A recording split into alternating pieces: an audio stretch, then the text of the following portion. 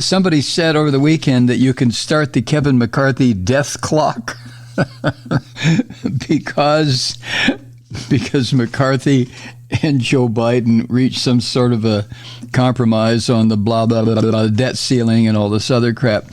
On Saturday night, late, after Biden and McCarthy, it was announced that the two of them had reached a tentative agreement in principle. Notice the modifiers there. Tentative agreement in principle on a budget deal. They had MSNBC had on a former Republican strategist. He's not a Christian fascist. He's just a Republican. There are still a few wandering around. His name is Rick Wilson, and he. I had to laugh when I heard this, and I have to laugh every time I think about the phrase "start the death clock" on Kevin McCarthy. Oh my God! But anyway. Wilson said, come on, Mike. Wilson claimed that this could be the beginning of the end for Kevin McCarthy's speakership of the U.S. House. Really? You remember one of the deals that McCarthy cut with the Chaos Caucus in the House? These crazy son of a bitches, these vermin, the Christian vermin, that any single member of the House could initiate impeachment or removal or whatever the hell you call it, proceedings against Kevin McCarthy. So McCarthy has had to walk a very tight line. Not that I give a shit about Kevin McCarthy. It's just another cowardly poser. But anyway, the death clock. Anyway, on Saturday night on MSNBC, Rick Wilson, the Republican strategist, was on a panel, and the guy hosting the show is a former head of the Republican National Committee, Michael Steele. He's also the former lieutenant governor of Maryland. I like Michael Steele very, very much. I wonder what kind of a Republican, if the Republican Party ever makes a comeback, if it ever is given the Frankenstein treatment with a bolt of electricity that shocks it back into life. I just wonder what some of these Republicans... I mean, I don't think most progressives realize how many Republicans are on MSNBC in positions of pundit or program hosts. Huh? Are you aware of that? Anyway, Michael Steele was hosting, and Rick Wilson suggested that McCarthy's decision to compromise with Biden, to avoid a default that would have spun the global economy into absolute horror and possible hot war as a result.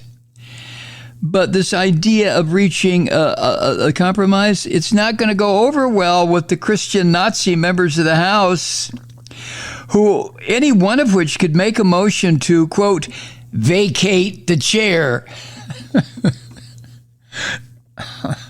The chair being... well, you know, the speaker. Asked by Michael Steele about what comes next, well, Rick Wilson said it was a win for the White House, this compromise, but it's not going to make conservatives happy.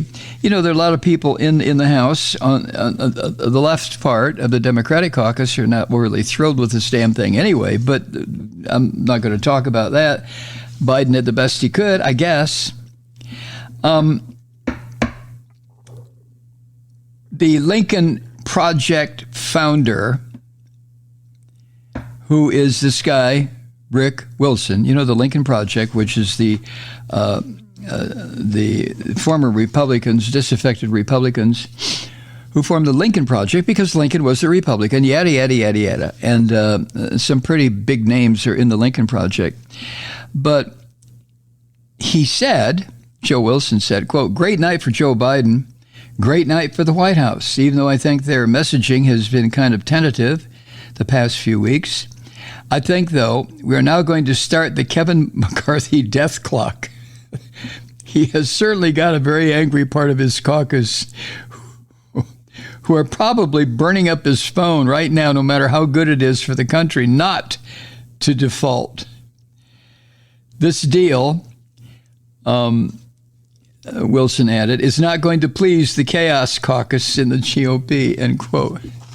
The death clock. I'm sorry. It's very, very easy to get me to laugh these days, especially if it has something to do with politics. And the laughter is all sardonic. It's not laughter of, hee, giggle, giggle. Isn't this fun? No, it's not that at all. Now, another person who went kind of batshit over the weekend was Lindsey Graham over this debt ceiling agreement. On Sunday, he was on Fox News, and he lashed out at Kevin McCarthy's deal to raise the debt ceiling because it effectively, the key word being effectively, cuts military spending.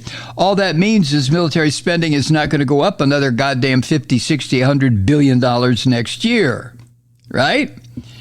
And, you know, Lindsey he used to be in the Judge Advocate General's office in the Navy or something? And he is just a tight-ass little Christian fascist. And being a Christian, he wants more money spent on death and destruction every year. That's just what Christian fascists do. Anyway, he was on Fox News Sunday, and he told the host that he was unhappy with parts of the debt ceiling bill. Graham said, quote, "You know, number one, I respect Kevin McCarthy. I want to raise the debt ceiling. It would be responsible not to do it. And I know you can't get the perfect, but what I will not do is adopt the Biden defense budget and call it a success. Kevin said that the defense is fully funded. If we adopt the Biden defense budget, it increases defense spending below inflation. 3.2% increase in defense is below inflation. At that point, you could just see him start to squirm like he was peeing his pants. Oh, poor thing. It's not going to keep up with inflation? Oh, my goodness. And then Lindsey Graham Cracker accused whatever Republicans are going to support this bill of doing, quote, a great disservice to the party of Ronald Reagan.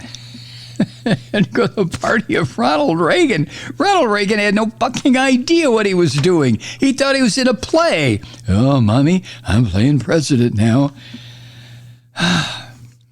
And then Graham added this, quote, I like Kevin a lot, but don't tell me that the Biden defense budget fully funds the military. So I look forward to the details. But if you send me the Biden defense budget to the United States Senate and declare it to the people of the United States, you'll have a hard time with me. Oh, who gives a shit about you, Lindsey? I mean, I know you think you're the greatest thing. I'm sure your mommy told you, patted you on your little blonde head and told you were just such a super little baby boy, but that was so many years ago. Jerk off. Lindsey also suggested he would not vote for a bill unless funding for defense spending was increased.